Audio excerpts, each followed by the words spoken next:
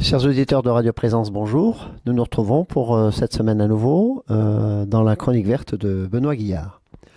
Aujourd'hui, je suis à Lourdes, et plus précisément, je suis donc au Centre Assomption de Lourdes, où j'ai la joie de faire la connaissance et de rencontrer Bernard Devers. Bernard Devers qui est le fondateur, le prêtre bâtisseur, dit-on, entre guillemets, de Habitat Humanisme. Et donc, chers auditeurs, j'ai la joie de pouvoir échanger quelques mots avec lui et pouvoir vous présenter aussi ce magnifique mouvement qu'est Habitat Humaniste. Bonjour Bernard, deux mots de présentation. Bonjour Benoît, chères auditrices et auditeurs, bonjour aussi. Présenter Habitat Humanisme, l'association elle a 40 ans. L'intuition, c'est comment loger des personnes en situation de grande fragilité en veillant à ce qu'elles ne rejoignent pas des quartiers fragiles. Au fond, on est tous frères. Cette fraternité, elle doit faire tomber les murs. Si on n'arrive pas à lézarder précisément ces murs, la fraternité, c'est un mot creux. Alors, cher Bernard, aujourd'hui, donner un petit peu la dimension de ce qu'est devenu Habitat Humanisme en termes de logement, en termes de logement en propriété, en termes de logement mis à disposition, en termes de familles accompagnées, simplement pour que nos auditeurs aient vraiment une vision de ce que ça représente aujourd'hui. Alors, les chiffres parlent, mais en fait, je veux dire d'emblée, c'est pas du tout une fausse humilité. C'est en fait le constat du drame de notre société où des milliers et des milliers de personnes sont à la recherche d'un toit. Ce qui a été fait en 40 ans, c'est aujourd'hui à date, c'est 11 000 foyers qui ont un logement. Hier, c'était parfois des personnes qui étaient même dans la rue, etc., qui se retrouvent aujourd'hui dans des logements qu'ils n'espéraient pas. Mais naturellement, par rapport en fait aux attentes, on voit que c'est dramatiquement insuffisant. Ceci étant, c'est quand même... c'est peut-être une goutte d'eau dans cet océan en fait de la misère. Mais en tout cas, cette goutte d'eau, elle a une valeur au sens où en fait, il y a des choses possibles. Et je trouve que c'est notre démarche et au nom de notre foi et de notre espérance, nous devons être des acteurs de possible, des acteurs de nouveaux possibles. Il s'agit de faire du neuf. Habitat Humanisme, c'est aussi un pôle médico-social qui est relativement important puisque c'est 4000 personnes aujourd'hui confrontées au grand âge et au handicap qui ont trouvé une place au sein de cette association. C'est aussi en fait un lien avec des autistes, essentiellement de jeunes autistes, et c'est aussi un lien avec l'urgence, notamment ces femmes qui sont en fait violentées et qui se retrouvent parfois avec leurs enfants en fait dans la rue. À chaque fois, c'est en fait des situations tellement insupportables que la question qui est la nôtre et qui est aussi la vôtre aussi dans cette écoute, c'est de dire mais finalement, qu'est-ce qu'on peut faire pour changer et faire changer? Et la fragilité, au fond, notre société, elle en a peur du fragile, alors qu'elle est là. Elle est totalement rampante. Donc il y a un regard à avoir par rapport à cette approche du fragile. Écoutez,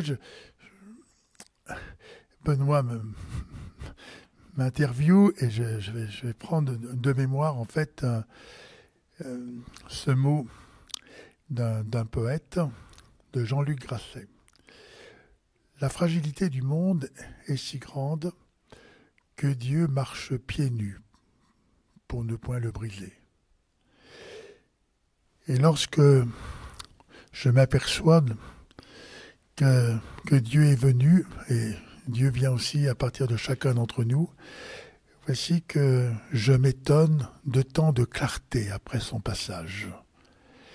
Eh bien voilà, le travail que nous avons à faire, c'est précisément un peu de susciter cette clarté, de se dire, mais en fait, mais cette personne que j'ai peut-être plus jugée ici et là, et voici que dans cette relation avec elle, je découvre aussi une véritable richesse. Ce monde, il nous faut tenter en fait de faire en sorte de l'évaluer à partir de l'attention portée aux fragiles. Et c'est cette attention qui finalement détermine là où nous en sommes de notre humanité. Alors effectivement, je crois que Bernard, dans votre message très fort, très profond autour de ce monde, la question qui se pose à chacun, chacun d'entre nous, chrétiens, citoyens, c'est véritablement comment faire pour que le logement des plus fragiles soit perçu comme une responsabilité collective. Et c'est bien là tout l'enjeu. Et moi, j'ai envie de vous poser la question, Bernard, Habitat Humanisme, aujourd'hui, comment arrivez-vous à investir, à continuer à construire au fur et à mesure? Quels sont vos soutiens financiers? Comment vous arrivez à trouver justement la ressource pour avancer? Alors, notre soutien, c'est tous ceux qui, en fait, se disent, à partir un peu d'économie, enfin, un peu d'argent qu'on peut avoir, mais il y a des gens qui ont très peu d'argent et qui aussi participent à notre démarche pour dire, voilà, on ne va pas mettre cet argent dans des bas de laine, parce qu'on sait que ça n'apporte rien du tout, hein, et qu'on voit qu'aujourd'hui, en fait, il y a cette fameuse épargne de précaution, hein, qui est absolument terrible. En fait, finalement, elle est thésaurisée et en fait, elle ne permet pas de lever, de se relever. Et donc, c'est à partir d'une foncière, alors, pour les mots techniques, je vais tenter de vous les épargner, c'est-à-dire, en fait, finalement, c'est un peu une copropriété où les personnes disent, ben voilà, ben moi, je peux mettre 1000 euros, 500 euros, moins, parfois, etc. Et puis, cet argent-là, il est investi uniquement dans la pierre, uniquement dans la pierre. Et donc, à partir de... Ça nous a permis de construire des milliers et des milliers et des milliers de mètres carrés, en fait, depuis bien sûr 40 ans. Et ce sont ces logements qui se dessinent, qui se réalisent et qui permettent de pouvoir accueillir ceux qui ne pensaient jamais pouvoir être logés. Et sans habitat, il n'y a pas d'humanité, bien entendu. Sans habitat, il n'y a pas de dignité possible. Et donc, c'est une invitation pour chacun de se dire, mais finalement, là où je suis, ou là où j'en suis, qu'est-ce que je pourrais faire pour participer, finalement, à cet engagement? Et il n'y a pas de participation modeste. Il y a une participation. Cet argent, il est investi. Hein, c'est pas un don, c'est pas un don. Hein. Et donc, en fait, Habitat Humanisme n'est pas très riche. Elle n'a pas de moyens financiers qui lui sont propres. En fait, elle est portée par, on m'a dit, au début, on m'a dit, mais c'est une utopie, votre histoire, c'est pas possible, en fait, etc. Eh bien, c'est une utopie concrète, et cette utopie, elle se révèle, en fait, une grande sagesse. Et la sagesse, c'est précisément toujours un esprit de résistance, de dire, qu'est-ce que je peux faire, en fait, pour que, en fait, cette société aille mieux, comment elle peut... La fraternité, ça ne reste pas un mot, mais ça reste précisément un engagement qui conduit à construire et à se construire autrement. Magnifique, hein. Alors bon, donc on va dire que c'est un peu un fonds d'épargne populaire qui nourrit les projets, tout simplement, hein, et que nos éditeurs qui seraient soudain appelés par votre discours pourraient effectivement abonder à ce fonds d'épargne populaire. Vous êtes sur les Hautes-Pyrénées, vous êtes sur le diocèse de Tarbes-Lourdes, cher Bernard. Pas tout à fait par hasard, parce que je crois qu'il y a un événement qui va se passer d'ici quelques heures à Tarbes. Alors justement, à Tarbes, on a réalisé à la fois en plein centre-ville une maison intergénérationnelle et aussi une pension de famille pour des personnes qui étaient en très grande difficulté et qui trouvent à partir en fait de ce lieu un lien. Voilà. Je crois qu'il faut, sans lieu, il n'y a rien qui peut exister. Hein. Et donc, pour faire exister, il faut bâtir.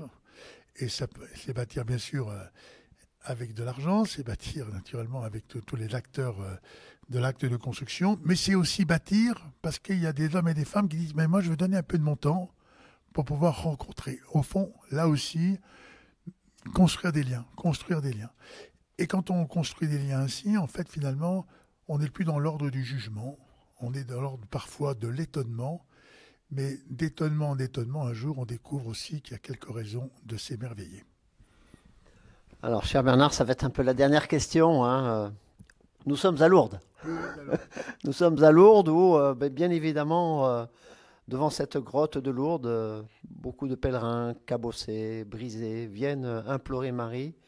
Et puis, donc, j'en profite en disant, ben voilà, un père bâtisseur comme Bernard.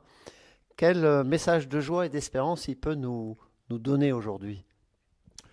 Des messages de joie, c'est en fait Ce sont ces personnes qui ont, vous savez, quand elles ont reçu les clés pour entrer dans ce logement. C'est pas simplement un logement qu'elles ont trouvé. D'abord, elles ont découvert qu'en fait, on s'intéressait à elles. Que c'est un horizon qui s'ouvre. Hein. Et cette espérance, c'est que, j'aime bien ce mot de Bernanos, vous me le permettrez, l'espérance, c'est le désespoir qui est surmonté.